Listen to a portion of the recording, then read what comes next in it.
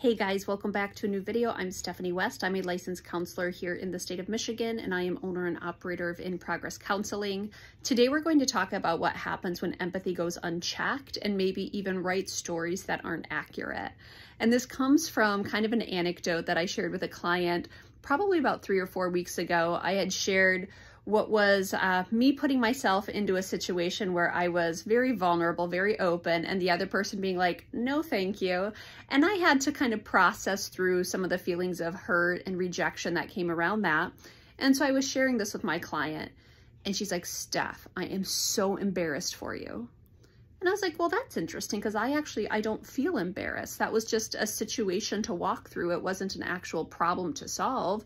I learned a lot from it. I do things differently now. You know, I did have to go to my therapist and process for a minute, but all in all, it was a really good experience in the fact that I learned a good life lesson out of it. And she's like, I know, but I would die. I'm so embarrassed for you. And again, I said, yeah, but I'm not actually embarrassed. So this feels like an inappropriate use of your energy in my direction. That's not making a lot of sense to me. And she and I develop in her story where often that happens, where she will kind of recoil or use a lot of energy to lament with someone over things that aren't actually problems. She will create stories about, oh, what that would have felt like for me. And she responds from those stories, and she puts a lot of energy in the direction of the person who she's hearing about. But she's not stopping to ask, like, hey, is that the actual experience here? Does it even affect me? Does my shame or my embarrassment for this person actually yield any results? And one of the ways I would explain this, so I have someone who lives near me in the condo, and they walk probably 2 to 3 miles to work every single day. And so I see them, you know, leave their house right at 8 a.m. I happen to know where they work because it's a place that I will actually frequent. And so I'll see them at work. And then at the end of the day, sometimes I see them walking the long stretch home. It would be very easy for me to go knock on their door and say, hey, oh my word, you have to walk to work? Like, are you okay? Can I help? Can I be here at 8 a.m. every day to take you? And can I pick you up at 5?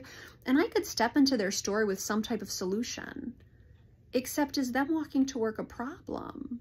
There's stuff going on in their life where that's the construct that they're in right now. And I assuming that it's a bad situation for them really is me robbing them of their dignity to make choices in their own life.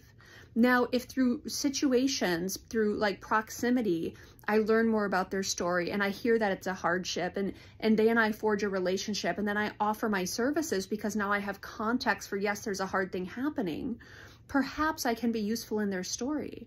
But there's something that's actually quite odd about me assuming that what they're doing is somehow a bad thing for them. That's robbing them of their agency in their story. And so that's what I'm trying to explain to my client here, like, hey, you having big emotions around this, that's about your discomfort. That's about the story your brain is telling. That's about the solutions you're trying to wrestle out. That honestly has nothing to do with my story. And so when we talk about empathy going unchecked, we're talking about this story-making center in our brain creating scenarios that we are now emotionally responding to when we probably don't have near enough information to castigate someone into the role of victim, or to say, wow, they're really at a disadvantage, I need to go in and help. Or wow, they're really embarrassed, I should feel shame on their behalf. Or wow, something really bad's happening here. Now, there are obvious places where there are malfeasances happening, but day in and day out, some of us overexpend energy creating stories about other people's circumstances and then responding as though those stories are true and allowing our emotions to ride the roller coaster of the storytelling that's going on inside of our own heads. And so that's what we want to invite in today.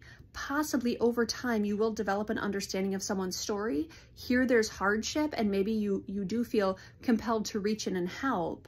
But to see something and automatically assume that someone's at a disadvantage, we're robbing them of dignity, we're robbing them of self-agency, we're using our energy in a direction that might actually be non-productive or totally inaccurate. And it's something to consider. Might we need more information before we automatically assume victimhood in other people's stories?